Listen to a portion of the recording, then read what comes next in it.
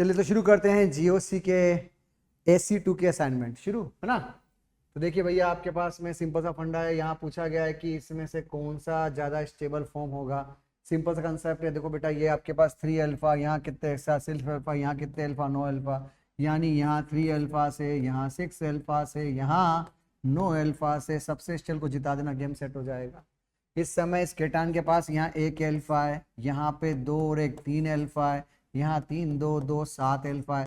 मोर alpha more stable. अच्छा doubt ये आएगा कि सर पहले जिताना किसको है, तो सब जानते हैं रेजोनेंस हो नहीं रहा तो पहले हाइपर आएगा इंडक्टिव। वैसे लकीली यहाँ 3D 2D 1D से भी आंसर दोगे तो आंसर सेम आएगा और कोई फर्क नहीं पड़ता, थीम फैक्ट से अपना आंसर सेम आएगा। ओके नाउ अगर ये ऑप्शन है तो भाई इसमें तो आप वैसे देख सकते हो एंगल स्ट्रेन, यहाँ एंगल स्ट्रेन सबसे कम होगा। अच्छा बच्चे का आर्गुमेंट होगा कि सर सबके पास 4 अल्फा बराबर है, तो एक काम करते हैं मांडली कर लेते हैं, 4 अल्फा सब बराबर कर लेते हैं। चलो आगे बढ़ते हैं, इंडक्टिव देख लेते हैं। सब 2 डिग्री बराबर कर लेते, नहीं कर पाओगे। रीजन अगर रेजोनेंस बराबर हो जाए, हाइपर बराबर हो जाए, इंडक्टिव बराबर हो जाए तो कोई और फैक्टर होगा, चाहे वॉन डर वाल रिपल्शन, चाहे एंगल स्ट्रेन या कोई और फैक्टर होना चाहिए।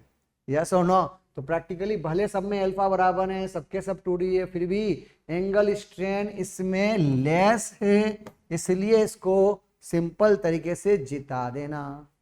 अगला ऑप्शन CF3 CCl3 CBr3, तो भैया केटान के रूप में अवेलेबल है, पक्का आपका आंसर ही आएगा। बिकॉज हम अच्छी तरह से जानते हैं कि जितना खींचोगे तार को उतना ही वो पंगा करेगा। बिकॉज जितना खींचोगे उतना पॉजिटिव ज्यादा बनेगा, पॉजिटिव पॉजिटिव रिपल्शन करता है।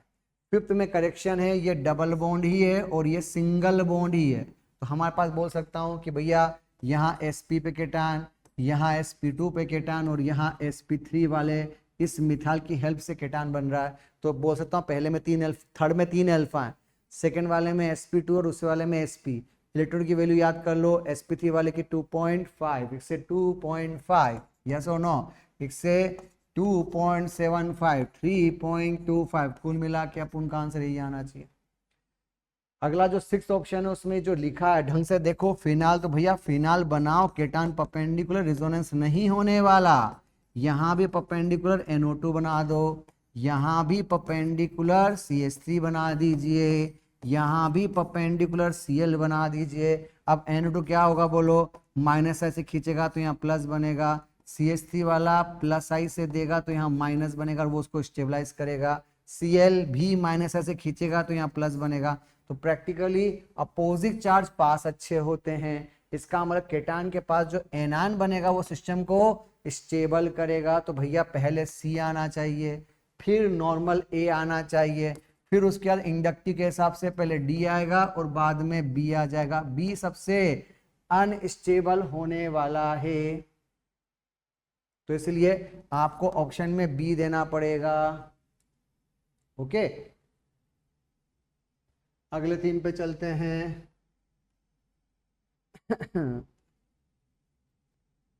अगला जो क्वेश्चन आपके सामने अवेलेबल है, कुछ इस तरह का ऑप्शन अवेलेबल है। भैया क्या करना है, आपके पास NO2 प्लस, अब सोचो ये फिर पहला चला गया।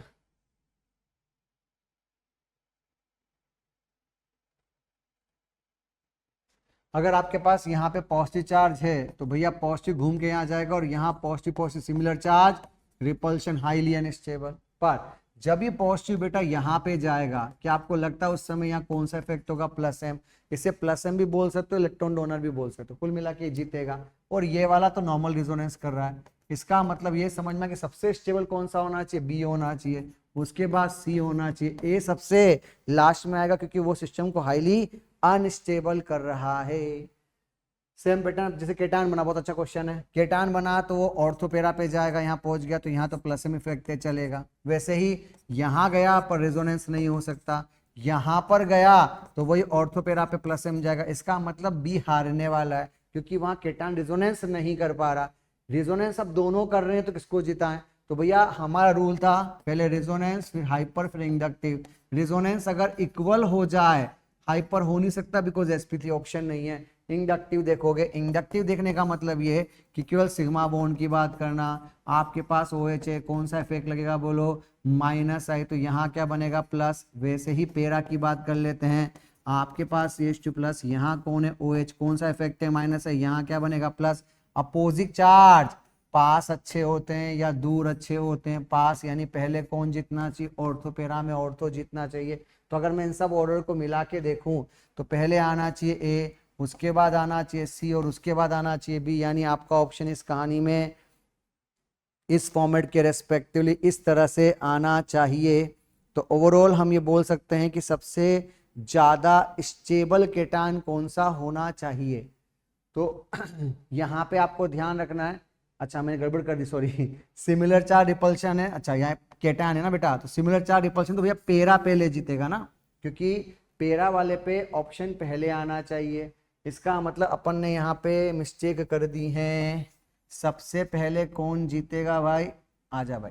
तो सबसे पहले सिमिलर चार्ज रिपल्शन, दो की पॉजिटिव पॉजिटिव रिपल्शन अच्छा करते तो भैया पहले सी आना चाहिए, फिर ए आना चाहिए, फिर बी, क्योंकि सिमिलर चार्ज हमेशा दूर अच्छे होते हैं और अपोजिट चार्ज हमेशा पास अच्छे होते हैं।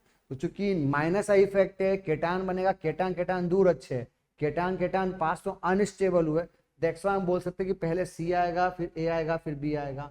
इसी का कॉम्प्लीमेंट्री हमने आगे भी दे रखा है सेम पैटर्न के ऊपर। क्या दे रखा है भैया? तो पॉजिटिव यहाँ यहाँ यहाँ आएगा, इस समय हाइपर कॉन्जुगेशन होगा। यहाँ पे पॉजिटिव पॉजिटिव आएगा, यहाँ पे हाइपर ना होने वाला। यहाँ पे पॉजिटिव आएगा तो पॉजिटिव पॉजिटिव आएगा तो यहाँ हाइपर होगा। अब डाउट है दोनों में हाइपर बराबर हो रहा है तो क्या हाइपर से आंसर दे दें? नहीं। फिर आगे बढ़ो, चेक करो। मैं पहले ए लेके आता हूँ, लिखेंगे नहीं तो पिछली जैसी गलती हो जाएगी। आपके पास यहाँ प्लस है और ये आपका मिथाइल, तो देखो बेटा ये आपका मिथाइल, कौन सा इफेक्ट है? प्लस है। यहाँ क्या बनेगा? माइनस। अपोजिट चार्ज दूर हैं। अगर इसकी जगह सी ऑप्शन पे आता हूं तो क्या आपको ऐसा लगता है कि यहाँ प्लस बनेगा, यहाँ सी? कौन सा इफेक्ट है? प्लस आई माइनस बनेगा। अपोजिट चार्ज पास अच्छे होते हैं, सी यानी ऑर्थो अच्छा होगा। तो भैया इस हिसाब से आपका आंसर पहले सी आना चाहिए, फिर ए आना चाहिए, फिर बी आना चाहिए। Got the point? यस, चल जाएगा। देख से फंडा जो कि आपको यूज करना है इस कहानी के लिए। चलिए सेम पैटर्न यहां पे दिया, आप ध्यान रखो, यहां भी पॉजिटिव, यहां भी पॉजिटिव, यहां भी पॉजिटिव, यहां भी पॉजिटिव। अब भैया इसके पास कितने अल्फा? तो देखो 3 अल्फा। यहाँ कितने अल्फा? 2 अल्फा। यहाँ कितने अल्फा? 1 अल्फा। यहाँ कितने अल्फा? 0 अल्फा। तो भैया इस कहानी के अंदर पहले कौन जीतेगा? जिसके पास अल्फा ज्यादा होंगे वो पहले जीत जाएगा। तो प्रैक्टिकली इस अल्फा के हिसाब से आप आंसर दे दीजिए। मोर अल्फा देख के मोर स्टेबिलिटी की बात कर देना। ओके, अगला पूछा है इस कहानी में कौन सा केटायन ज्यादा स्टेबल? तो भैया देखो यहाँ 3 3 3 नो अल्फा, यहाँ तीनों में कम से कम रेजोनेंस तो होगा। इस समय यहाँ केवल 3 अल्फा और ये परपेंडिकुलर। सबसे पहले कौन जीतना चाहिए? तो पहले आएगा रेजोनेंस यानी बॉम्बे जीतेगा। उसके बाद अल्फा देखोगे तो ए आएगा, फिर सी आएगा, फिर डी आएगा। तो आपका आंसर यहाँ पे इसी फॉर्मेट में आना चाहिए।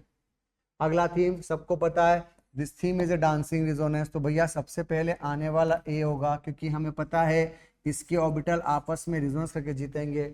उसके बाद सिंपल ये 1 डिग्री और 2 डिग्री डांसिंग रिजोनेंस केवल 3 मेंबर में होता है, 4 5 में नहीं मानने का। इसलिए भैया अपन के पास पहले ए आएगा, फिर सी आएगा, फिर बी आएगा। यहाँ पर ध्यान से, ये जो पॉजिटिव बना हुआ एंटी एरोमेटिक है, हाईली अनस्टेबल। ये कम से कम एरोमेटिक तो है क्योंकि इसके पास 6 pi इलेक्ट्रॉन आ रहे हैं, और ये रिजोनेंस कर रहा है तो बेटा क्या कहलाएगा? Non aromatic. तो भैया पहले कौन आएगा? पहले बी आएगा, फिर सी आएगा, फिर ए आएगा। That's why your answer is like this. Okay, तो या अगला question, rank the following set of intermediate in increasing order of their stability. तो भैया देखो यहाँ जो माइनस बनाओगे, माइनस माइनस बनाओगे तो यहाँ इलेक्ट्रोट्रॉन रिपल्शन होने वाला है, और जब यहाँ माइनस बनाओगे और ये माइनस रिजोनेंस करेगा तो रिजोनेंस वाला जीत जाएगा। आपका आंसर सीधे आ गया। ऐसे ही जब ये माइनस जाएगा तो ऑर्थोपेरा पे जाएगा। इस समय यहाँ वेकिंग डी ऑर्बिटल रिजोनेंस है। ये माइनस जब यहाँ जाएगा तो ये 2p ओवरलैपिंग करेगा तो ये स्टेबल, सबसे स्टेबल, क्योंकि माइनस एम इफेक्ट है।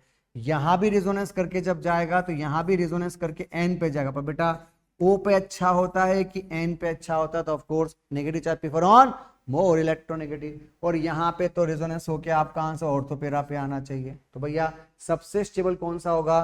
तो पहले बी आएगा, फिर सी आएगा क्योंकि दोनों में रिजोनेंस हो रहा है, फिर ए आएगा, फिर डी आएगा। बी और सी पहले क्यों जीते? क्योंकि दोनों में क्या है बोलो, इफेक्टिव रिजोनेंस। यहाँ चार्ज ऑक्सीजन पर है, यहाँ चार्ज नाइट्रोजन पर है। ओके, यहाँ पे फिर क्लोरीन के पास डी ऑर्बिटल रिजोनेंस है, और लास्ट वाला सिंपल मिनिमम जो ऑर्थोपैर रिजोनेंस है उसी की बात करनी पड़ेगी। अगला देखो ध्यान से, ये माइनस 2 ऑक्सीजन तक जाएगा, ये वाला 1 ऑक्सीजन तक जाएगा, और ये लोकेलाइज है, इसका मतलब पहले वही जीतेगा। ये जो माइनस बनाओगे वो रिजोनेंस के बाद यहाँ जाएगा तो डी ऑर्बिटल रिजोनेंस है।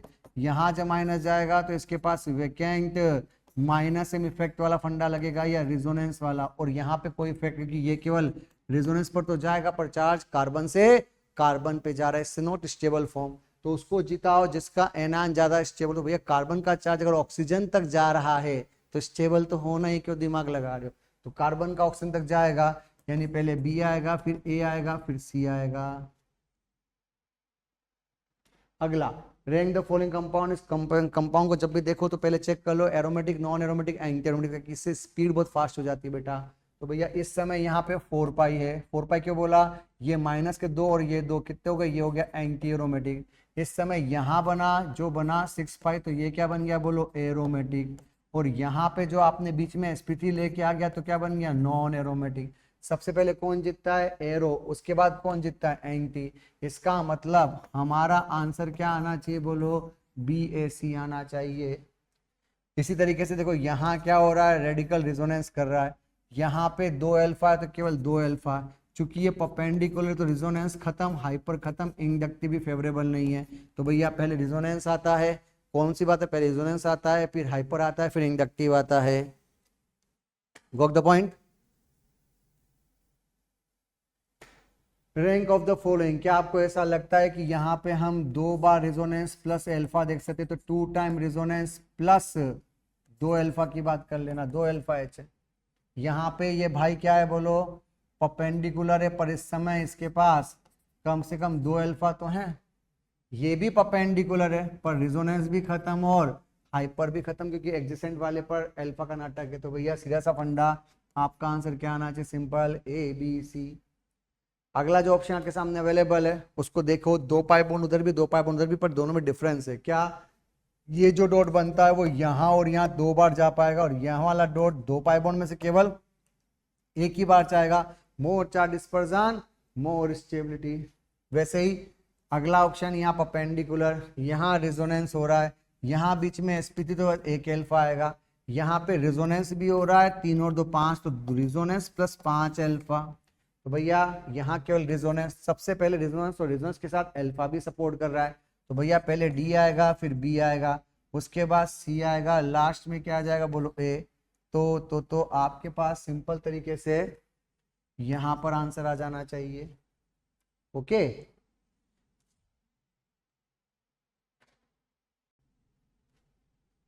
भैया सिंपल सा फंडा। इस समय यहाँ पे केवल दिस वन, यहाँ 4 अल्फा, ये रिजोनेंस हो नहीं सकता। यहाँ पर रिजोनेंस हो रहा है भाई, यहाँ पर पाई बॉन्ड से भी हो रहा है, लोन पेयर से भी हो रहा है। यहाँ पे ब्रेक्स रूल है तो ये तो पॉसिबल ही नहीं है रिजोनेंस, और यहाँ पे ये लोन पे भी रिजोनेंस करेगा, और ये अब सोचो जो 2 लोन पेयर से रिजोनेंस करेगा वो सबसे स्टेबल होगा, क्योंकि यहाँ पर बैक पाई बॉन्डिंग के थ्रू सबसे इफेक्टिव रिजोनेंस। तो भैया सबसे पहले 5 नंबर आना चाहिए। फिर कौन आएगा? तो भैया रिजोनेंस तो कर रहा है, इसका लोन पेयर भी और इसका लोन पेयर, पर इसमें लोन पेयर के साथ पाई बॉन्ड भी है, तो मैं कह सकता हूँ फिर 3 आएगा। फिर कौन आएगा? फिर 2 आएगा, फिर कौन आएगा? फिर 1 आएगा, और सबसे लास्ट में कौन आएगा? 4। क्या आपको लगता है 5 को मैंने क्यों पहले जिताया? क्योंकि यहाँ पे 2 लोन पेयर है, यहाँ पर 1 लोन पेयर और 1 पाई बॉन्ड है, इसके पास केवल लोन पेयर ही है, और 1 वाले के पास केवल 4 अल्फा ही है, और 4 वाले का तो आंसर क्या आएगा? Violation of breaks rule. तो गेम वैसे ही खत्म हो जाएगा। अगला जो ऑप्शन आपके सामने अवेलेबल है, ध्यान से देखो, रिजोनेंस ये भी कर रहा, रिजोनेंस ये भी कर रहा, रिजोनेंस ये भी कर रहा, रिजोनेंस ये भी कर रहा, पर इस समय ये आपका प्लस इफेक्ट लगा रहा है, ये कोई इफेक्ट नहीं लगा रहा है, ये आपका प्लस एम इफेक्ट लगा रहा है, और ये भी आपका प्लस एम इफेक्ट। अब याद करो, less electronegative, more electron donor. तो भैया ये तो सबसे अनफेवरेबल हो गया। तो रूल के हिसाब से इन चारों में सबसे अधिक स्टेबल एनायन कौन सा होना चाहिए? तो पहले बी आना चाहिए, फिर कौन आना चाहिए? ए आना चाहिए, उसके बाद कौन आना चाहिए, उसके बाद आना चाहिए डी आना चाहिए, और सबसे लास्ट में सी, क्योंकि बेटा ये 3 इलेक्ट्रॉनिटी वाला है, ये 3.5 है, जो कि रिजोनेंस करके इसको अनस्टेबल करेगा, क्योंकि अगर आप इधर से रिजोनेंस करोगे तो उधर से एनायन डोनेट करने की पावर कम, ऑफ कोर्स जब इधर से डोनर होगा तो उधर कम हो जाएगा। और इन दोनों में तो सिंपल, जिसका कोई इफेक्ट नहीं वो पहले जीतेगा, बजाय प्लस है, तो आपका ऑर्डर होना चाहिए B A D C. Next question क्या पूछा है, which of the following lone pair indicate is not involve in resonance. देखो बेटा सीधा सा फंडा है इस कहानी के अंदर, ये तो पक्का रिजोनेंस में इन्वॉल्व हो रहा है, नॉट पूछा तो ये तो रिजोनेंस कर रहा है। यहाँ पे क्या पंगा है, जहां पाई बॉन्ड है वहीं लोन पेयर से परपेंडिकुलर।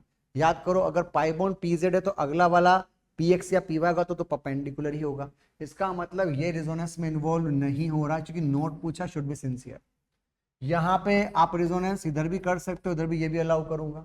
यहाँ पे ये जो लोन पेयर वो रिजोनेंस नहीं कर सकता, बिकॉज जहां पाई बॉन्ड है उसका लोन पेयर हमेशा उसके परपेंडिकुलर, तो ये भी इन्वॉल्व नहीं हो रहा है। यहाँ पे लोन पेयर तो है पर सोचो पड़ोसी सब sp3 है, इसका मतलब ये भी लोकेलाइज सिचुएशन है। यहाँ पे जो है वो डी लोकेलाइज, तो सच ये है कि लोकेलाइज कब कब होता है, तो दो फंडे ध्यान रखो, एक तो लोन पेयर के पड़ोसी पर sp3 हुआ है तो लोकेलाइज कहलाएगा वो, कि वो रिजोनेंस नहीं कर पाएगा। दूसरा, अगर पाई बॉन्ड उसी एटम पर हो जहां लोन पेयर है तब भी लोकेलाइज होगा। रिजोनेंस होने के लिए लोब के पास अगली वही पैरेलल लोब होनी चाहिए, अगर यहाँ लोब ना हो sp3 तो भी नहीं चलेगा, या खुद ही परपेंडिकुलर हो तो भी रिजोनेंस नहीं कर सकते, क्योंकि वो ओवरलैपिंग नहीं कर पाएगा। तो सीधी सी बात है, जहां pi bond lone pair lock, pi bond lone pair lock, या लोन पे के पास sp3 लॉक, इसलिए आपका आंसर क्या आना चाहिए, सिंपल 3 आना चाहिए। ओके, अगला question, identify electron donating group in the following. क्या इलेक्ट्रॉन डोनेटिंग ग्रुप की बात करा, तो भैया अपन एक काम करते हैं, बेंजीन मान लेते सपोज कीजिए। अब सोचो अगर आप यहाँ CONH2 लगा दोगे तो याद करो यहाँ तो डेल्टा पॉजिटिव है, यानी ये तो इलेक्ट्रॉन विड्रॉइंग कहलाएगा। अगर आप NO2 लगा दोगे तो should be sensor negative positive, तो ये भी तो इलेक्ट्रॉन विड्रॉइंग कहलाएगा। पर जब तुम यहाँ OCOCH3 लगाओगे तो भैया पहले एटम पे जेब में इलेक्ट्रॉन होगे तो डोनेट करोगे, चले 50 इधर 50 इधर, 50 का मतलब कुछ तो मिलेगा, तो कुछ तो मिलेगा, इसका मतलब ये फेवरेबल हो जाएगा, यानी ये डोनेटिंग हो गया। जैसे कैसे अगर लिखा हुआ COCH3, हमेशा ध्यान दो पहले एटम पे, ये नहीं कि पास में मतलब नहीं, पहले एटम पे पहुंचे तो इलेक्ट्रॉन विड्रॉइंग कहलाएगा। अगर CHO दे रखा है तो ये लो CHO, पहले एटम पे पहुंचे तो ये इलेक्ट्रॉन विड्रॉइंग कहलाएगा। पर अगर आपको दे रखा है NaCOCH3 तो भैया लोन पेयर है 50-50 सही, इसका मतलब पहले एटम पे अगर लोन पेयर हुआ, पहले एटम पे अगर लोन पेयर हुआ तो वो इलेक्ट्रॉन डोनेटिंग कहलाता, और पहले वाले पे डेल्टा पॉजिटिव है तो इलेक्ट्रॉन विड्रॉइंग कहलाता। फंडामेंटल कंसेप्ट यही है। Okay, identify electron withdrawing group. Withdrawing का मतलब जब पहला आइटम देख लो, क्या आपको लगता है पहले पे यहाँ डेल्टा पॉजिटिव है तो विड्रॉइंग, पहले पे डेल्टा पॉजिटिव है तो विड्रॉइंग, पहले पे डेल्टा पॉजिटिव तो विड्रॉइंग, पहले पे डेल्टा पॉजिटिव तो विड्रॉइंग। नाउ पहले पे विड्रॉइंग नहीं, ये लोन पे तो डोनेटिंग हो जाएगा, तो ये गड़बड़ कर गया। पहले वाले पे पॉजिटिव चार्ज, आपका बहुत बेसिक फंडा है, जहां पाई बॉन्ड है उसका पहला एटम अगर पॉजिटिव चार्ज रखता है या पूरा पॉजिटिव रखता है तो उसे क्या बोलते हैं, इलेक्ट्रॉन विड्रॉइंग। इसलिए आपके पास ABCD और F, E को छोड़ के सब आ जाएंगे। ओके अगला क्वेश्चन है, which of the following group can either donate और withdraw a pair of electron, जो कि डोनेट भी कर सके और विड्रॉ भी कर सके, मतलब एम्बिगुइट नेचर वाला। तो देखो बेटा, जैसे आपके पास पहला एग्जांपल NO2, तो आपको बता दो NO2 में तो यहाँ नेगेटिव यहाँ पॉजिटिव हमेशा विड्रॉइंग ही होता है, तो ये तो -M हो गया। पर अगर आप यहाँ पर NO रखते हो तो NO के पास लोन पे दे भी सकता है और डेल्टा पॉजिटिव पोलर होने से ले भी सकता है, मतलब जिसमें +M और -M दोनों साथ हो, तो ये आपका परफेक्ट आंसर हो गया। ऐसा का ऐसा आप एल्कीन के साथ कर सकते हो, बिकॉज पाई बॉन्ड होने से ले भी सकते हो और दे भी सकते हो, यानी ये +M भी है -M, ये भी आंसर आएगा। पर क्या आप ऐसा CHO के साथ कर पाओगे, नहीं, यहाँ नेगेटिव यहाँ पॉजिटिव, अब केवल -M पर देने की पावर तो है ही नहीं, इसका मतलब ये नहीं चलेगा। NH2 के पास तो भैया देख लो, ये भी देख लेते हैं, अगर आपके पास NH2 है तो ये केवल दे तो सकता है पर ये इलेक्ट्रॉन ले नहीं सकता कि +M है।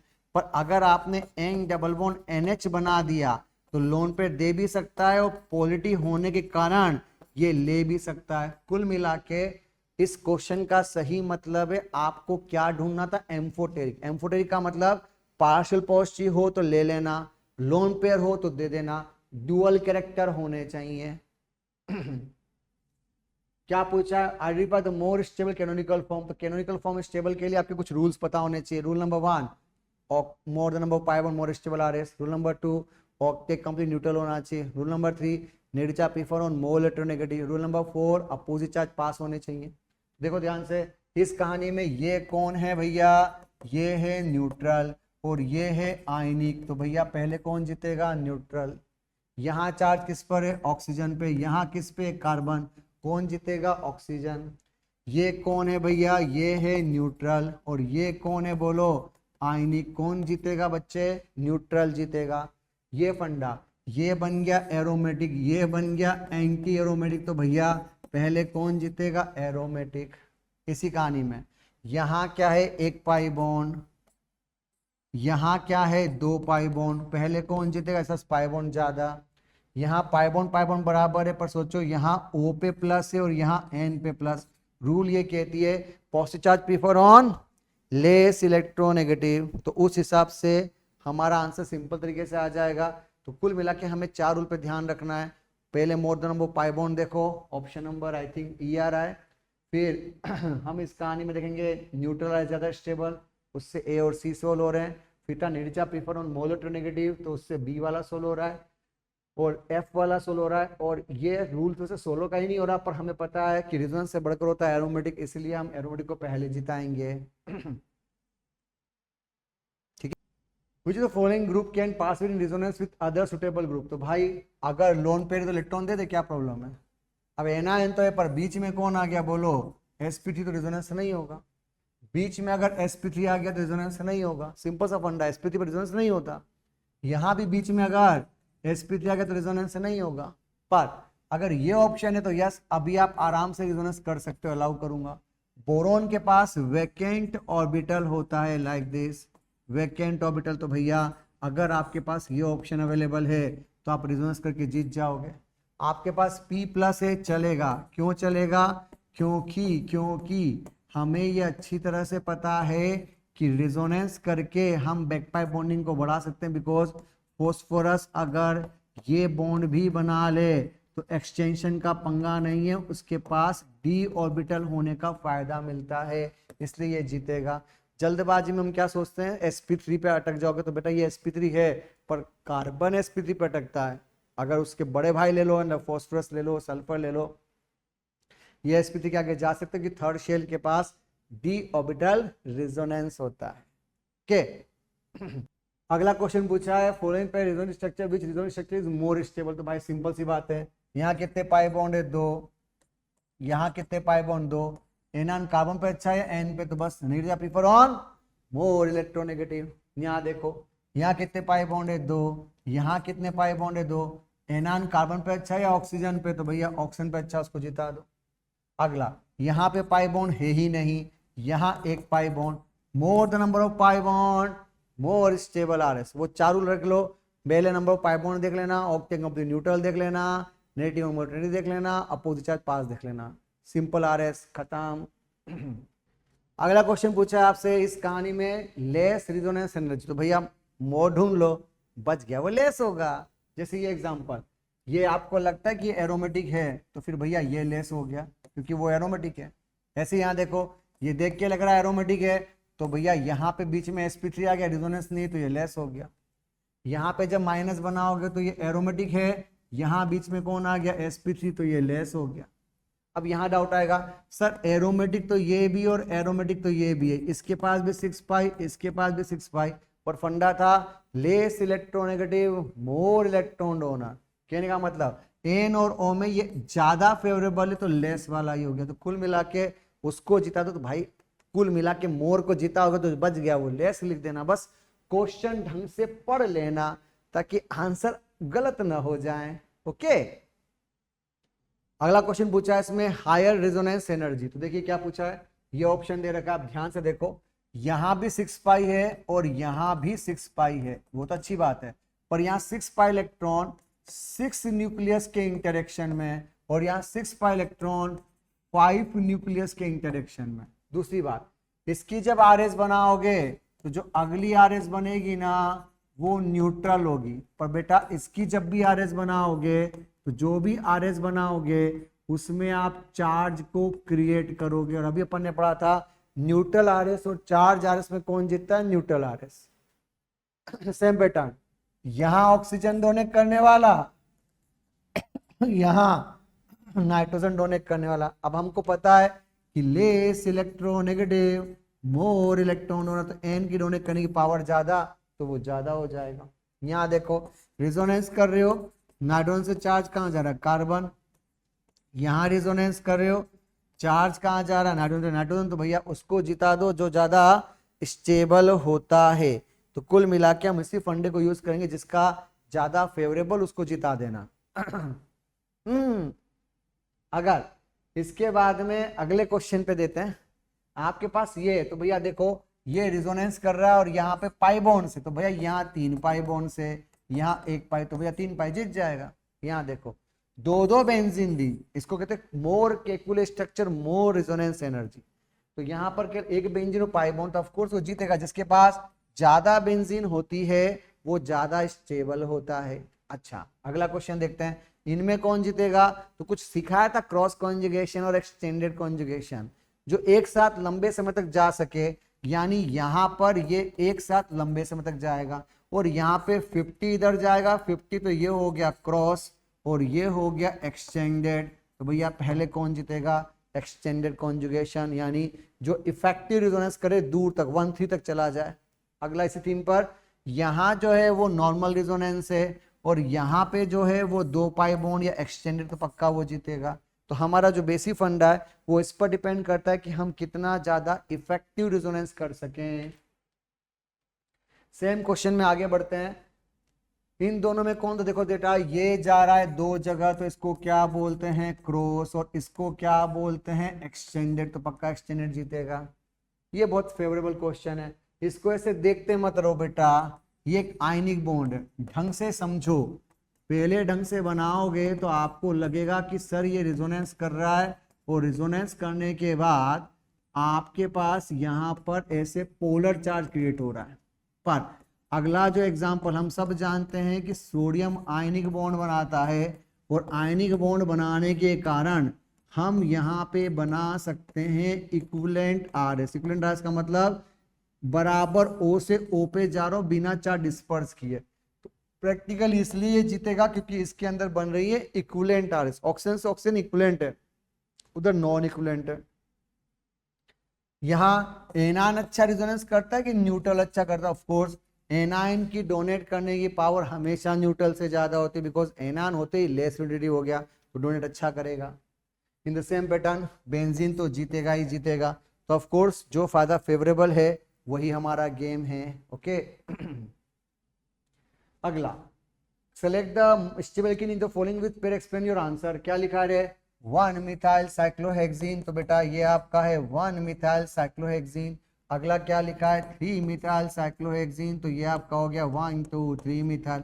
इसके पास 3 और 2 5 और 2 7 अल्फा है, इसके पास 3 है, तो भैया पक्का इसको जिता दो। ऑप्शन बी पे बात करो, क्या लिखा है? आइसोप्रोपाइनिल साइक्लोपेंटेन, ये साइक्लोपेंटेन, ये आइसोप्रोपाइल और आइसोप्रोपाइलिडीन नहीं आइसोप्रोपाइनिल यानी पाई बॉन्ड यहाँ बना दो। तो भैया यहाँ 3 और यहाँ एक, कितने अल्फा है? 4। अगला क्या लिखा है? एलाइल साइक्लोपेंटेन, तो एलाइल का मतलब होता है CH2 के बाद एक पाई बॉन्ड, तो भैया इसके पास कितने अल्फा है? 2, पक्का 4 वाला जीतेगा। ठीक है, पहले तो कॉमन नेम से डायग्राम भी आना चाहिए क्योंकि पंगा वहां पर भी है भाई। अगला, इसके पास केवल यहाँ 2 ही अल्फा और यहाँ पे कितने अल्फा है? 4, पक्का 4 वाला जीतेगा। ओके चलिए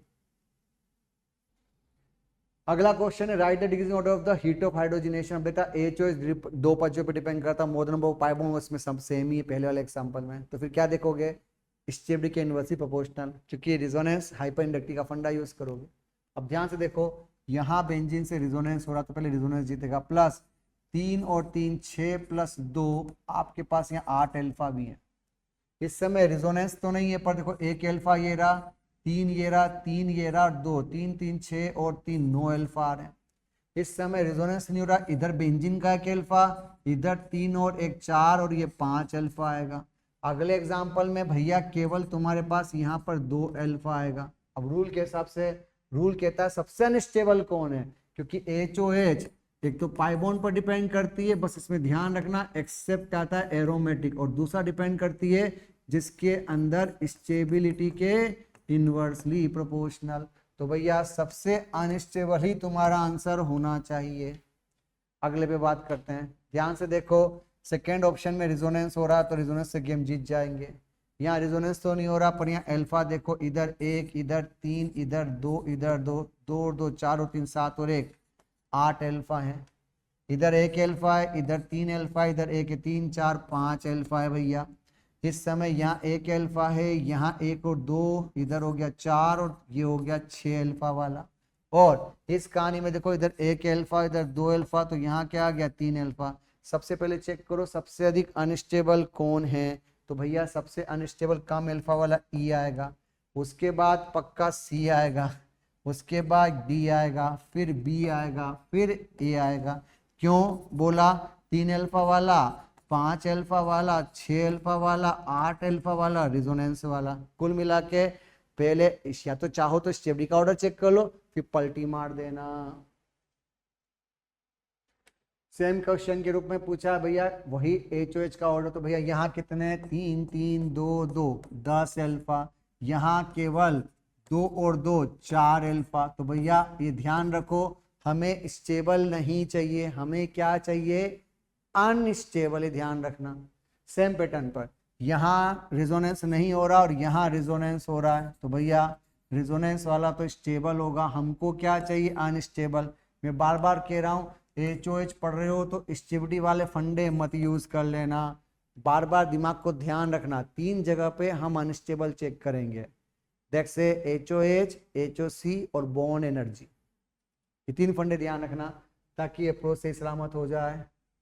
अगला एग्जांपल ध्यान से देखो बेटा, यहाँ पे 6 अल्फा है चलेगा, यहाँ भी 6 अल्फा है चलेगा, पर 6 अल्फा के साथ अगर आपस में टकराओगे तो वॉन्डरवॉल रिपल्शन होगा, और जब रिपल्शन होता है तो बॉन्ड क्या होता है? वीक होता है। और हमने पढ़ा है जब बॉन्ड वीक होता है तो वो नमस्ते होता है। इसका मतलब ये आपका कौन सा फॉर्म है? ये आपका अनस्टेबल फॉर्म है।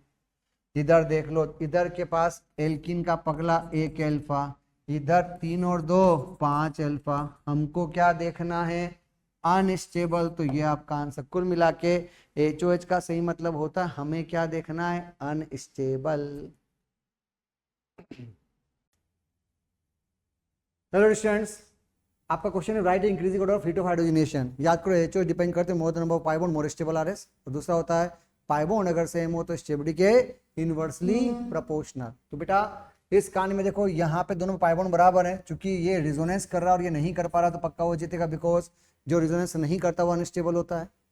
अगले बात करें, यहाँ भी पाई बॉन्ड, यहाँ भी पाई बॉन्ड, यहाँ भी पाई बॉन्ड, यहाँ भी पाई बॉन्ड सब में बराबर रूप से अवेलेबल हैं, तो अल्फा देख लेते हैं। इसके पास कितने अल्फा हैं? 0 alpha, 3 alpha, 6 alpha, 9 alpha, 12 alpha. जितने अल्फा ज्यादा होते हैं वो क्या होता है? उतना स्टेबल। हमें क्या चाहिए? अनस्टेबल। अगला सेम ये ऑप्शन दे रखा है, ये 1 pi bond, 2 pi bond, 3 pi bond, theoretically database होना चाहिए था, पर याद करो अगर आपने पढ़ रखा तो ये 120 किलो जूल, ये होता है 232 किलो जूल, ये होता है 208 किलो जूल, ये वास्तव में इसके बीच में आता है, बिकॉज याद करो हमने पढ़ रखा है एरोमेटिक होने पर पहली एनर्जी रिलीज कर चुके होते हो, तो ये वाला थोड़ा सा एक्सेप्शन केस है। पर जब HOH पर बेंजीन के रेस्पेक्टिवली आए तो आप ऐसा समझ सकते हो कि आपके पास यहाँ 6 पाई इलेक्ट्रॉन 1 बेंजीन है, यहाँ 10 पाई इलेक्ट्रॉन 2 बेंजीन है, यहाँ 14 पाई इलेक्ट्रॉन 3 बेंजीन है, क्योंकि पर बेंजीन पूछा है तो, और पर बेंजीन से कंपेयर करोगे तो यहाँ 6 ही कंसेप्ट आएगा, यहाँ 5 ही कंसेप्ट आएगा, और यहाँ पे आपका परसेंटेज बहुत कम हो जाना है। तो द फैक्ट इज दिस कि आपके पास कुछ इस तरीके से ऑप्शन आएंगे, तो सीधी सी बात है इसका HOH सबसे ज्यादा होना है, क्योंकि उसके पास नंबर ऑफ पाई इलेक्ट्रॉन पर रिंग बहुत ज्यादा है, काउंट पर रिंग के हिसाब से कर लेना। बेटा हीटो कंबशन पूछा तो क्या रूल था? More number of carbon more heat of combustion, और फिर अगर कार्बन का नंबर ऑफ कार्बन बराबर हो तो स्टेबिलिटी के इनवर्सली प्रोपोर्शनल। तो भैया इस कहानी में देखो ध्यान से, यहाँ पर कितने कार्बन है? 6 कार्बन, यहाँ कितने कार्बन है 7 कार्बन, यहाँ कितने कार्बन है 8, जिसके पास कार्बन ज़्यादा उसको जिता देना। सेम पैटर्न यहाँ पे 6 कार्बन, 5 कार्बन, 4 कार्बन, 3 कार्बन, तो उसके हिसाब से जिसके पास कार्बन ज़्यादा होता है उसका रेट ऑफ कम्बशन ज़्यादा होता है, जिता देना।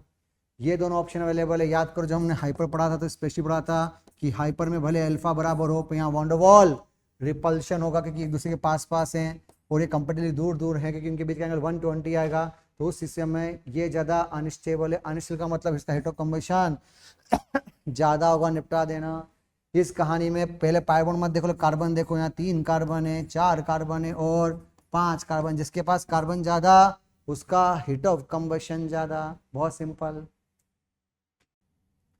अगला क्वेश्चन पूछा है arrange given compound in decreasing of dipole moment. Dipole moment का मतलब आप एक तरह से इंडक्टिव फेट या रेजोनेंस वाला फंडा यूज कर सकते हो। देखिए बेटा, अगर इस समय ये प्लस आई है और ये क्या है बोलो माइनस है, तो ये इलेक्ट्रॉन देगा, ये इलेक्ट्रॉन लेगा, तो वेक्टर थोड़े अपोजिट जा रहे हैं।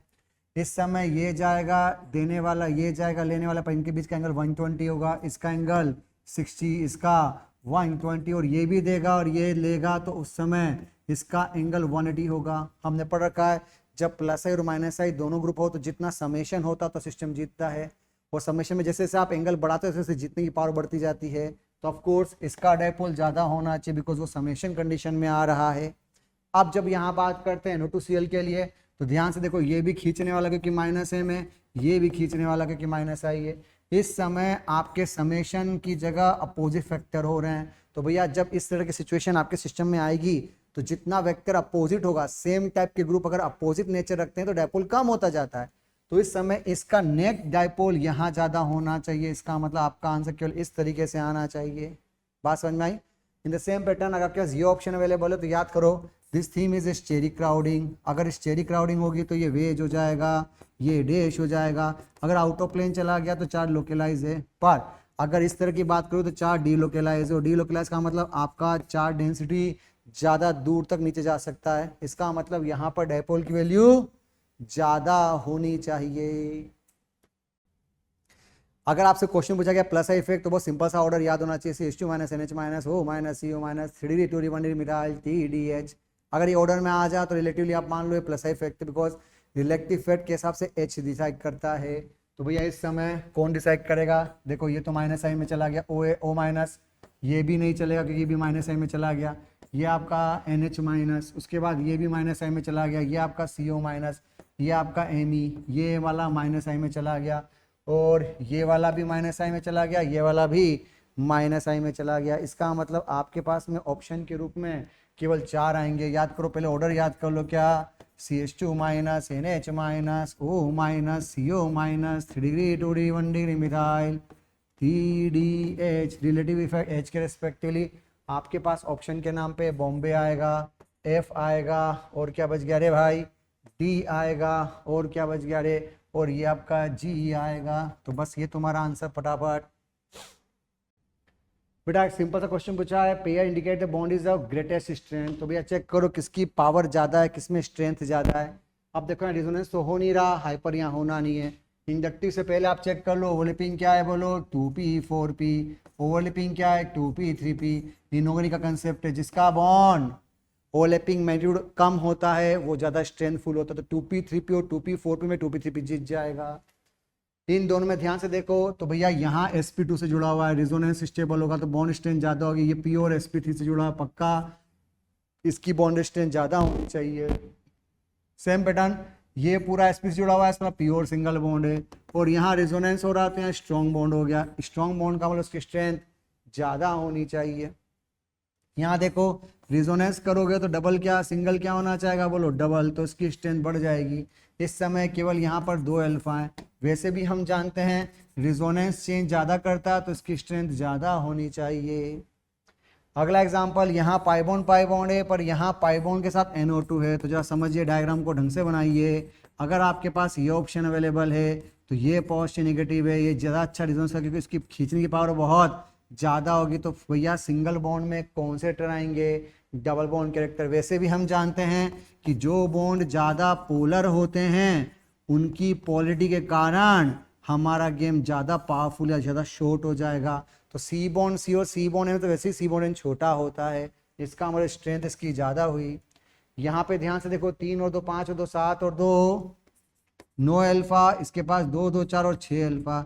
जिसके पास अल्फा ज़्यादा होते हैं वो अपनी बॉन्ड लेंथ को बढ़ाने में काम है, बिकॉज मोर अल्फा का मतलब ज़्यादा।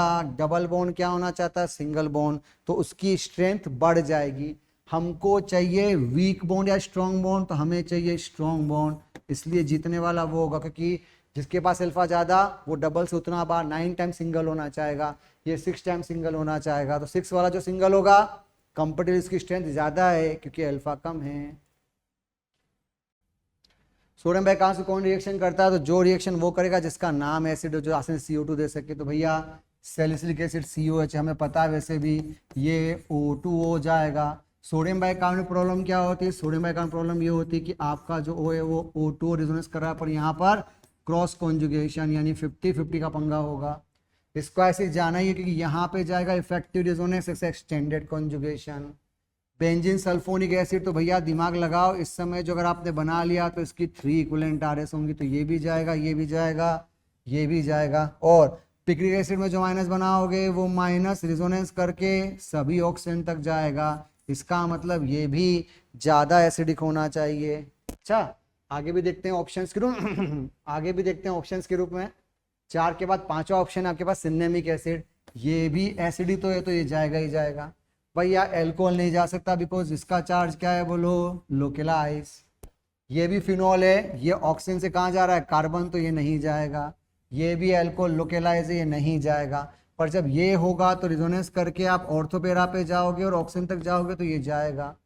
ये जाना चाहिए था पर नहीं जा पा रहा है, क्योंकि रिजोनेंस करके आप केवल ऑक्सीजन से कार्बन तक ही जा पाओगे।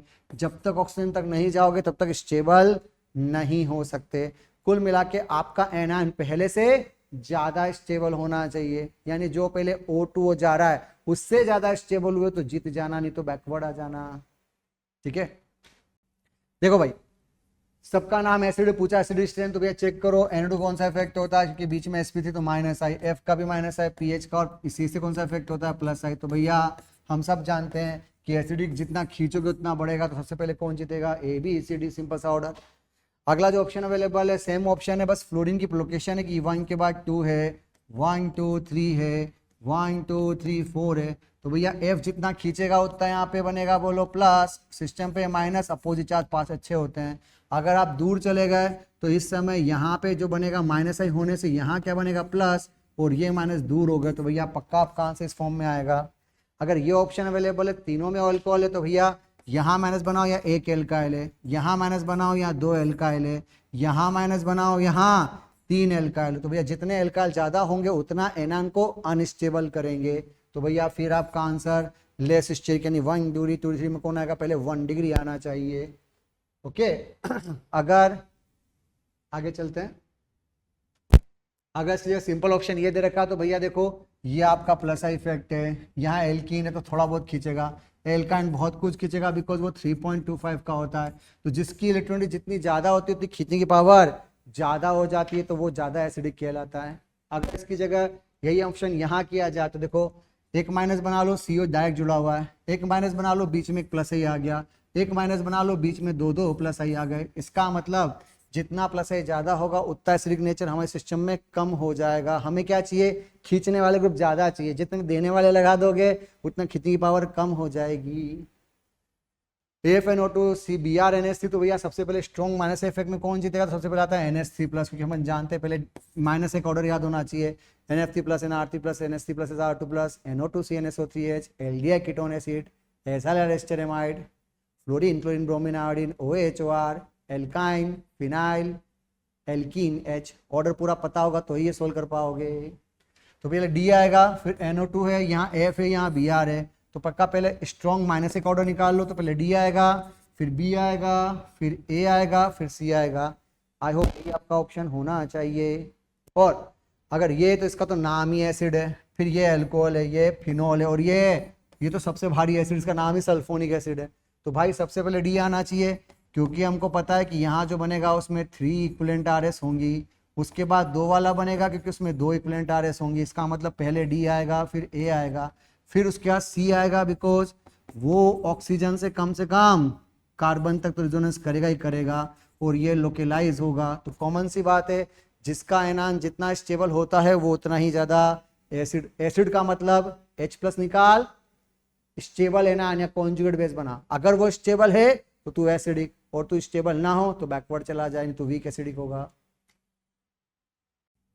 देखिए सीधा सा आंसर है कि इनमें कौन ज्यादा एसिडिक होगा। तो देखो यहाँ पर एक माइनस साइन लगा हुआ, यहाँ पे यहाँ भी माइनस है, यहाँ भी माइनस है। यहाँ जो एनायन बनेगा वो दोनों रेजोनेंस करेगा, पक्का है जीतेगा। यहाँ भी माइनस बना लो, यहाँ भी माइनस बना लो, पर ये जब रेजोनेंस करेगा तो ऑफ कोर्स ऑक्सीजन तक जाएगा। तो ऑक्सीजन से ऑक्सीजन जाना अच्छी बात होती है, एक्सटेंडेड कॉन्जुगेशन ही जीत जाएगा। जबकि ये केवल ऑक्सीजन से कहाँ जाएगा, ऑक्सीजन से कार्बन ही जा पाएगा। बेटा सल्फर ऑक्सीजन में बॉन्ड की बात ही कर लो, आपको बता दूं S बॉन्ड H और O बॉन्ड H, ये आपका 1s3p है और ये आपका 1s2p है। तो जिसका बॉन्ड वीक होता है उसका डाइवोर्स करना आसान होता है, तो बस डाइवोर्स कर लो, आंसर आ जाएगा। कुल मिला के एसिड वो होता है इसका H निकलने के बाद कॉन्जुगेट बेस स्टेबल हो।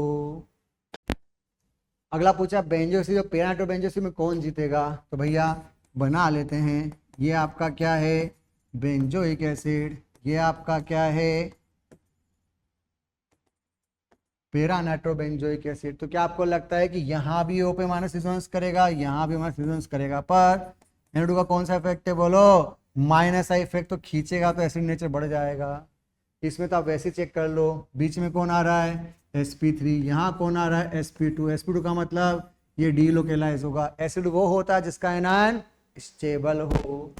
सेम पैटर्न यहाँ भी लोकेलाइज होगा क्योंकि वो sp3 है, और यहाँ जो माइनस बनेगा वो डीलोकेलाइज होगा। और हमने बात कर रखी है जिसका आयन ज्यादा स्टेबल होता है वो ज्यादा एसिडिक होता है।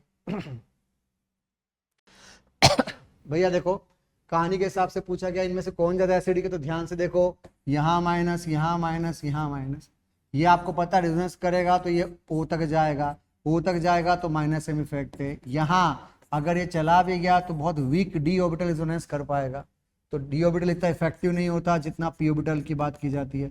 और यहाँ पे तो गया तो तबाही मच जाएगी, बिकॉज ये अपना प्लस इफेक्ट देगा, प्लस H इफेक्ट देगा तो उसे अनस्टेबल करेगा। तो पक्का आपका ऑर्डर इसी फॉर्म में आना चाहिए। नाउ सेम पैटर्न, यहाँ भी माइनस बनता तो रेजोनेंस के बाद ये भी O तक जाता, यहाँ माइनस बनता रेजोनेंस करता तो कभी ये O तक नहीं जा पाएगा, और यहाँ जो माइनस बनेगा वो भी रेजोनेंस करेगा तो ये भी O तक जाएगा। और ये तो ऑक्सीजन से कार्बन जा रहा है तो ये तो वैसे ही वीक हो गया। सबसे तीनों में से वीक ही डेली है, क्योंकि मेटा पर है तो मैं माइनस आई देखूंगा। अब प्रॉब्लम क्या आ रही है, इसका भी माइनस M बराबर, इसका भी माइनस M बराबर, पर ये वाला एज इसके साथ एक्स्ट्रा इंटरेक्शन करेगा जो ये दोनों ग्रुप नहीं कर सकते, बिकॉज दोनों दूसरे जस्ट अपोजिट हैं। तो एज जिसका आसानी से निकल जाए वो एसिड होता है। तो भैया पैरा और ऑर्थो में पैरा पहले जीतेगा, क्योंकि पैरा के अंदर इस H को ट्रैप करना आसान है, प्लस इसके थ्रू एक्सटेंडेड कॉन्जुगेशन होगा, और हमें पता है एक्सटेंडेड कॉन्जुगेशन से एनायन ज्यादा स्टेबल होता है। नाउ अगर आप इधर से जाओगे तो एक तो आप एक्सटेंडेड नहीं बहुत कम जल्दी से पहुंच गए वहां तक, दूसरा इनके बीच इलेक्ट्रॉन रिपल्शन भी होगा, तीसरा इसके बीच H है जो इंटरेक्शन करके वीक करेगा, इससे बाद में A आएगा। फिर तो मेटा आना ही आना है, और सबसे लास्ट में कौन आएगा, फिनॉल, क्योंकि phenol is known as a weak acidic in nature. अगली साइड देखते हैं बेटा। अगला क्वेश्चन सेम पैटर्न के ऊपर आपके पास यही ऑप्शन अवेलेबल है। फिर माइनस बनाओ, ऑर्थो पैरा पे आ जाओ, और बेटा इस समय कौन सा इफेक्ट है बोलो, प्लस है तो उसे अपोज करेगा। यहाँ भी आप जो माइनस बनाओगे ऑर्थो पैरा पे लाओगे तो चूंकि इसकी मेटा पोजिशन तो कोई फर्क नहीं पड़ना। यहाँ भी जब बनाओगे तो भैया यहाँ भी जो माइनस बनेगा वो इस CH3 के साथ प्लस आई इफेक्ट देके उसे अनस्टेबल करेगा, और कम से कम ये वाला भाई तो कम से कम डीलोकेलाइज है, पर कोई प्लस आई इफेक्ट है ही नहीं। तो भैया सबसे पहले जीतने वाला कौन हो गया, दिल्ली। अब डाउट है दिल्ली के बाद किसको जीता है, तो भैया उसके बाद जीता हूं Meta position, because Meta position के ऊपर किसी प्रकार का हाइपर नहीं लगेगा। बचे दोनों ऑप्शन जिसमें हमें लगता है कि अब हम क्या जिताएंगे, तो भैया पहले चेक करो कि इस कहानी में मिथाल यहाँ भी और मिथाल यहाँ भी है, इसका प्लस आई इफेक्ट भी और प्लस H इफेक्ट भी है, इसका भी प्लस आई इफेक्ट है और प्लस H इफेक्ट है, पर ये पास है और ये दूर है। एनान बनने पर अगर मिथाइल दूर है तो उसके ऊपर इफेक्ट के कारण सोचिए, अगर मैं इन दोनों को जोड़ दूं तो आपके पास ये ऑप्शन आएगा, यहाँ CH3 यहाँ CH3, ये अपना प्लस आई देगा, यहाँ माइनस बनेगा, ये अपना प्लस आई देगा, यहाँ माइनस। आपको अगर पूरा माइनस बनाना चाहे तो ये आपस में फेवर कंडीशन या अनफेवरेबल है। सिमिलर चार्ज दूर अच्छे होते हैं, इसका मतलब उसके हिसाब से फिर कौन आना चाहिए, तो दूर अच्छे होने का मतलब इस समय पेरा जीतेगा, यानी पहले सी आएगा, फिर लास्ट में कौन आना चाहिए, ए आना चाहिए। इसका मतलब हमारा ऑप्शन होना चाहिए DBCA। ठीक है, ये तो सिंपल सा फंडा है, ये पूरा रिजोनेंस कर रहा था, इधर भी क्रॉस कॉन्जुगेशन, पर इधर कहानी करोगे तो याद को स्टेरिक क्राउडिंग के कारण बेटा ये हो गया out of plane. Out of plane का मतलब इफेक्टिव रिजोनेंस, क्रॉस कॉन्जुगेशन बंद कर दो, शायद हम इसको बोलते हैं ऑर्थो इफेक्ट। कौन सा इफेक्ट बोलते हैं बेटा, ऑर्थो। तो ऑर्थो वाले को जिता दो, गेम आपका सेट हो जाएगा। ठीक है, इसके बाद अगला क्वेश्चन भी है, यस अगला ऑप्शन है correct order of acidic strength of the following compound. तो भैया देखो सिंपल सी बात, ये आपका ऑर्थो इफेक्ट में चला गया, तो सबसे पहले सी आना चाहिए। फिर इन दोनों में कौन, तो ये माइनस एम और ये माइनस आई है, तो ऑर्थो इफेक्ट से पहले सी आएगा, फिर ए आएगा, फिर बी आएगा। आपका आंसर सिंपल तरीके से CAB के रेस्पेक्टिवली आना चाहिए। देखो भाई, select the strongest acid in the following पूछा, तो भैया ये कौन सा इफेक्ट है, प्लस आई, ये कौन सा है, माइनस एम, ये क्या है बोलो, माइनस आई, ये कौन है, प्लस एम। तो भैया सबसे पहले कौन जीतता है, जितना एनान बनेगा, और जो एनान बनेगा वो जितना रिजोनेंस करेगा वो गेम पहले खेलेगा। तो भैया इसका आंसर तो पहले ही सबसे पहले बॉम्बे दिख रहा होगा। अगला पूछा है which is the strongest acid in the following compound. देखो बेटा यहाँ माइनस आई, यहाँ माइनस आई, यहाँ प्लस आई, यहाँ कोई इफेक्ट नहीं, तो भैया सबसे पहले कौन जीतता है, माइनस आई, क्योंकि हम पढ़ चुके हैं एसिड स्ट्रेन का मतलब जितना माइनस आई जाता है उतना फेवरेबल सिचुएशन।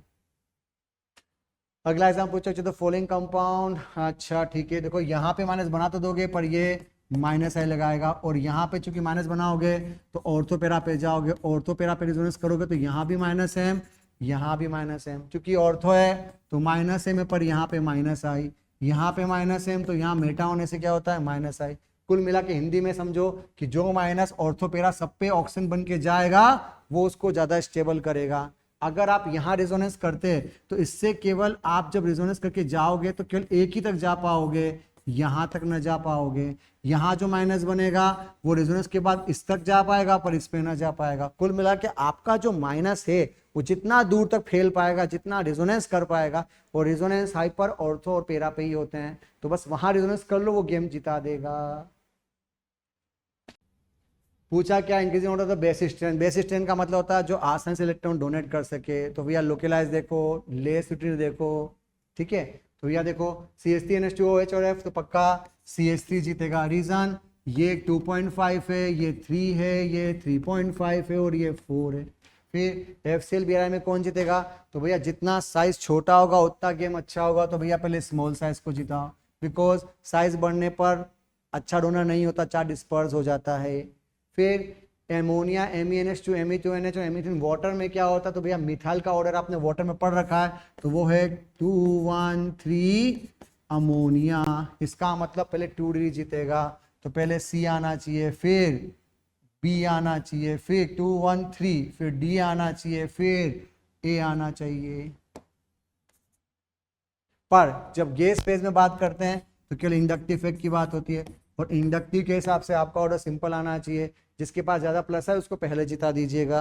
अगला ऑप्शन देखिएगा, एमीन, एमीन और एमाइड। याद को एमाइड में नाइट्रोजन से ऑक्सीजन तक जा रहे हो, फेवरेबल नहीं हो, यहाँ पे रिजोनेंस कर रहे हो तो नाइट्रोजन टू कार्बन जा रहे हो, और यहाँ पे चार्ज क्या है बोलो, लोकेलाइज। तो भैया पहले वो जीतेगा जो लोकेलाइज होगा।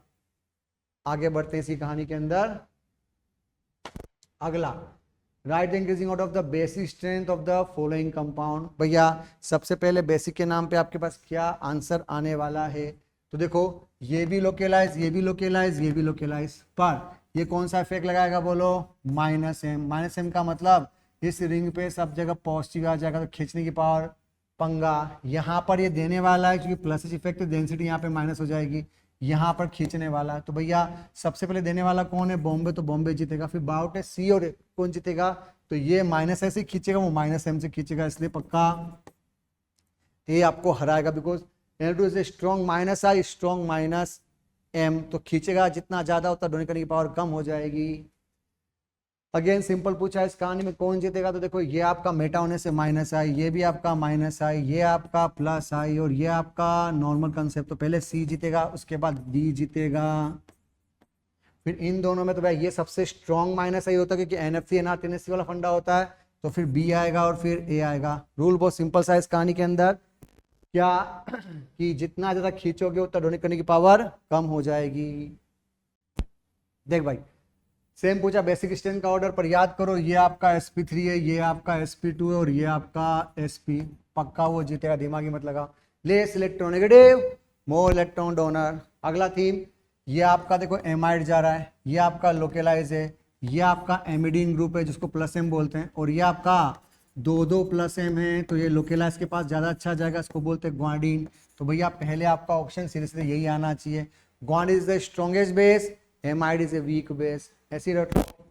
यहाँ पे ध्यान से देखो, ये जो लोन पे रिंग करंट में जाएगा ये कम से कम लोकेलाइज है, और ये भाई क्या है बोलो, डी लोकेलाइज। तो पहले कौन जीतेगा, लोकेलाइज, यानी पहले बी आएगा फिर सी आएगा फिर ए आएगा। कुल मिला के बेस वो होता है जो लोकेलाइज होता है, ताकि वो आसानी से प्रोटॉन को इलेक्ट्रॉन प्रोवाइड कर सके। अगला इन चारों में पूछा कौन जाएगा, तो भैया ये आपका कौन सा इफेक्ट है, माइनस एम, ये भी आपका माइनस एम, ये आपका प्लस एम, ये आपका प्लस एम।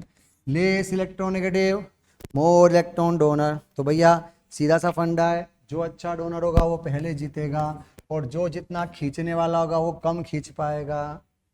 सेम ऑप्शन याद करो, ये वाला फंडा तो आपका SIP में चला गया जिसका नाम है स्टेरिक इनहिबिशन इन प्रोटोनेशन, तो ये आपका बहुत वीक बेस हो जाएगा। तो फिर क्या होगा, क्योंकि यहाँ पे आपका माइनस है, माइनस आई भी और स्टेरिक भी है, मेटा पे केवल माइनस आई है, ये भी तो खींच के उसको वहां तक ले जाएगा, तो ये भी माइनस है। तो भैया पहले कौन आएगा, बॉम्बे, उसके बाद कौन आएगा, आगरा, उसके बाद कौन आएगा, कैलकाटा।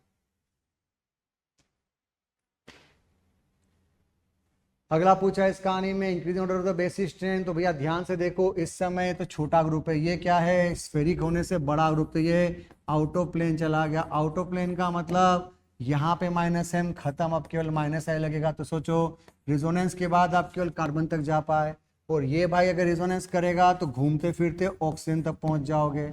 तो कुल मिला के कौन जीतेगा, वो, क्योंकि वो अनस्टेबल है, जितना चार्ज लोकेलाइज होता है उतना वो प्रॉब्लम क्रिएट करता है। तो कुल मिला के पहले उसको जिताओ जिसका चार्ज कम डिस्पर्स हो। ज्यादा डिस्पर्स का मतलब ज्यादा दूर तक फैल जाएगा। ये तो ध्यान से देखो, ये तो वैसे दिख रहा है एमाइड है तो वीक बेस हो गया, यहाँ पे ये डीलोकेलाइज, यहाँ पे ये डीलोकेलाइज, पर इसका कौन सा इफेक्ट लग रहा है बोलो, प्लस आई। तो आपके पास पहले ऑप्शन के रूप में ये ऑप्शन आना चाहिए, ठीक है। अगला पूछा increasing order of the basic strength of the following compound, कि आपका बेसिक स्ट्रेंथ का ऑर्डर क्या होना चाहिए। देखो ध्यान से, ये डीलोकेलाइज है, ये डीलोकेलाइज है पर इसका प्लस आई इफेक्ट है, ये डीलोकेलाइज है पर इसका माइनस है, मतलब तो खींच जाएगा, और ये एकदम लोकेलाइज। तो भैया सबसे पहले कौन आना चाहिए, डी आना चाहिए। डी के बाद चूंकि प्लस आई पहले आता है तो बी आएगा, फिर ए आएगा, फिर सी। ऑफ कोर्स माइनस एम उसे हराएगा, प्लस आई उसे जिताएगा, और ये तो लोकेलाइज है, तो भैया ये तो कंफर्म जीतना ही जीतना है। अगला question, select the strongest base in the following. तो भाई देखो, ये वाला sp2, ये वाला रिजोनेंस के बाद sp2, ये वाला आपका sp3, ये वाला आपका sp3। अब यहाँ है ऑक्सीजन सल्फर, ये माइनस है ज्यादा रखता है, तो खींचेगा तो डेंसिटी क्या हो जाएगी, कम हो जाएगी। जो कम खींचेगा वो जीत जाएगा, तो आपका आंसर आ गया। पहले तो इलेक्ट्रॉन देख लो, sp3 sp2 sp2 वैसे हरा गया, sp3 दोनों है तो चेक करो डिफरेंस क्या है, एक ऑक्सीजन एक सल्फर है। ऑक्सीजन खींचेगा तो डेंसिटी कम, सल्फर देगा कंपेटिवली तो डेंसिटी ज्यादा। खत्म करो, sulphur is like a carbon इलेक्ट्रोनिटी। यहाँ देखो, क्या आपको लगता है डीलोकेलाइज है, यहाँ क्या है लोकेलाइज, यहाँ पाइबॉन्ड भी क्या है बोलो, लोकेलाइज, पर ये sp2 है और ये sp3, और ये वाला भाई क्या है डीलोकेलाइज। तो भैया पहले था लोकल को देखो, और लोकल में भी उसको देखो जो लोकेलाइज हो। तो लोकेलाइज दोनों है, पर ये दोनों का प्लस इफेक्ट, और यहाँ पाई बॉन्ड है तो खींचने का प्रॉब्लम, तो पक्का बॉम्बे पहले जीतेगा। Strongest base in the following compound की बात कर रहा है। तो देखो बेटा, सबसे पहले इस कहानी में कौन जीतना चाहिए, देखिए